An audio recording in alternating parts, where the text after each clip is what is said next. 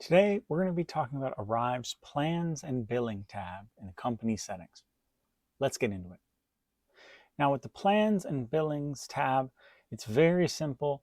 Mostly, what you're going to find is all the links and buttons in this place take you to other places where you actually do the administrating part of this. What the majority of this screen does is give you a rundown of what you're currently using in Arive and what your total monthly billing amount is and what makes that up.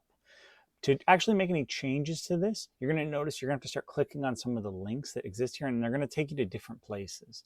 This Manage Billing link up here next to Payment Summary, that's actually going to take you into Arive's Stripe account, and that's where you do the actual management and adjustment.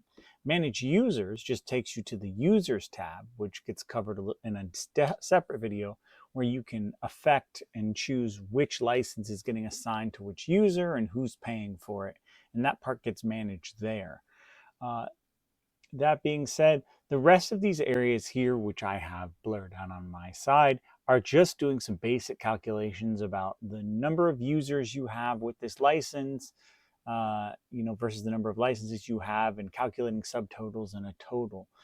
The one thing I will say is, the billing FAQ and the cancel your subscription click here, again, they're taking you outside of the Arive system. If you needed to cancel a subscription in Arive, you can't. It is taking you to another location to do that.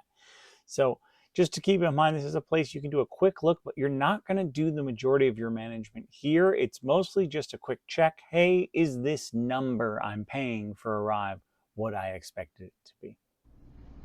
If you like this video, make sure to like and subscribe. And if you rely on these videos to stay up to date, consider supporting the channel using the link down in the description. See you next time.